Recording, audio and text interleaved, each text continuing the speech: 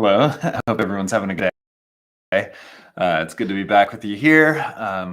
Just wanted to stay in the same vein as last talked, uh, which is really just about this topic and will probably be all this week. Just talking about really listening to the voice of God. I think it's the most fundamental aspect of our faith. It's where we get our instruction from. It's how we have a relationship with God. It's how ultimately we be obedient and express our love to Him through obedience. But it's one of these things that in a busy world, in a busy life and culture and time, and let alone all of our traditions and backgrounds, it's something we don't always think that much about. But there's really a very fundamental aspect that I want to talk about today in just a few minutes here. It's this topic of what we see in creation. The stories we see in those first few chapters of Genesis really set the stage for all of humanity, for the relationship that we're supposed to have, as well as understanding the relationship that we do have today, the fallen nature of the world. All of this stuff is found just in those first 3 or 4 chapters of Genesis.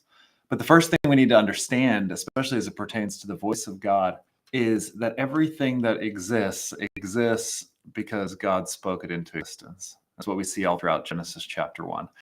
It's that God spoke, and then nature and creation responding accordingly. As we get a few chapters in, by the time we get to Genesis 3, you have what generally is called the fall. And what you see there is the serpent poses this question just in the first few verses of Genesis 3. And he asks Eve, and for that matter, Adam being right there in proximity, but he presents this question into this universe where everything is doing exactly what Yahweh had told them to do. And the serpent comes in and says, "Did God really say?" And it's just that open-ended question. The question in and of itself is not untrue or even necessarily inaccurate or incorrect, but it's just the nature of questioning the word of God, questioning the very voice of God, that then obviously creates this circumstance and the situation that unfolds where they do go ahead and sin as a result of that question.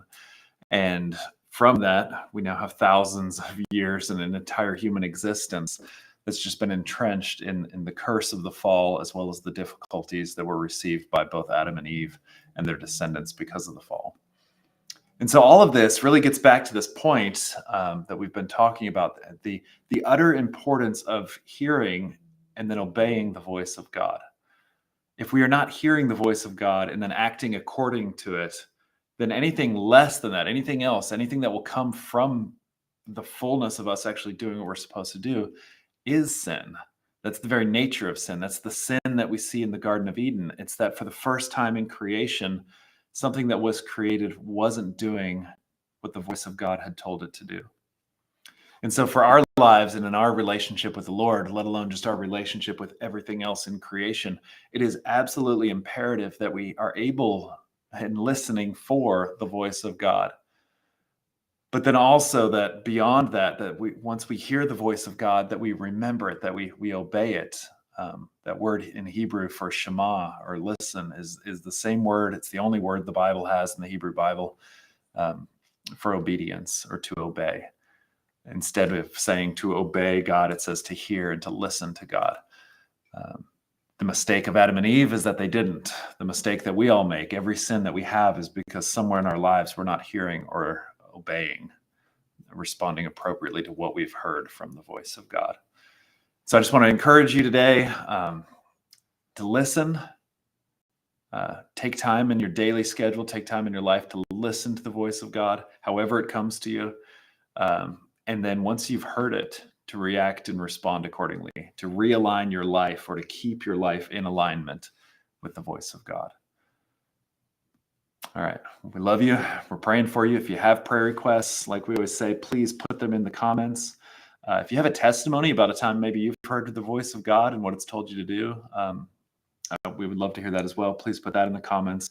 And if you're able to support the work of Mercy, you can go to mercycollective.org and do some online giving and other things there. So hope to talk to you soon. Shalom.